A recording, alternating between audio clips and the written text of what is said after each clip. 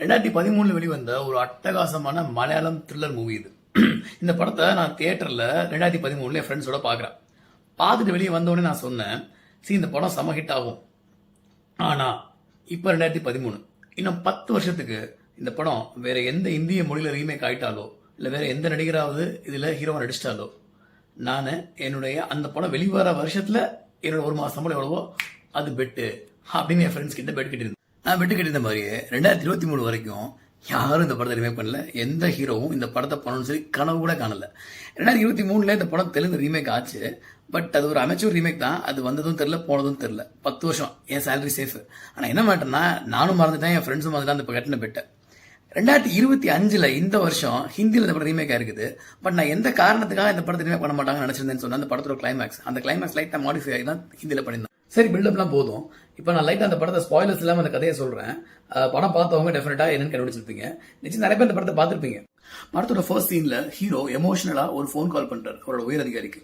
கொலகாரம் யாருங்கிறத நான் கண்டுபிடிச்சிட்டேன், இப்ப ஸ்ட்ரெயிட்டா நேரில் வந்து உங்களுக்கு சொல்றேன் அப்படின்னு சொல்லிட்டு கார்ல ஏறாரு.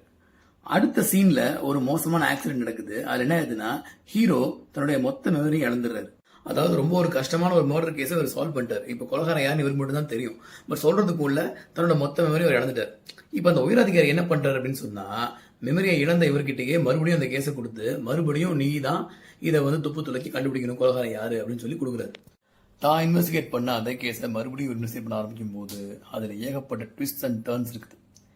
இதுல பியூட்டி என்ன அப்படின்னு சொன்னா, படம் ஓட ஆரம்பிச்சு ஒரு 75% முடியும் போது படம் பார்க்குற அத்தனை பேரும் ஈஸியா கெஸ் பண்ணிடுவோம் யார் அந்த கொலகாரன்னு சொல்லிட்டு. ஆனா அதுக்கப்புறம் தான் ஒரு மிகப்பெரிய கொஸ்டின் ஃபார்ம் ஆகும். அது என்னன்னு சொன்னா, இந்த கேரக்டர் அந்த கேரக்டர் கொலை பண்றதுக்கு எந்த காரணமுமே இல்லையே, என்ன காரணத்துக்காக அவன் கொலை பண்ணிருப்பான் அப்படிங்கிற டென்ஷன் நமக்கு வரும். அதுதான் மேட்டர் அந்த படத்துலயே. அண்ட் அந்த காரணத்தை நம்பிதான் எந்த ஹீரோவும் நடிக்க துணிய மாட்டாங்கன்னு தைரியமா நம்பி நான் துணிஞ்சு என்னோட ஒரு மாசம் சம்பளத்தை பெட்டா கட்டியிருந்தேன்.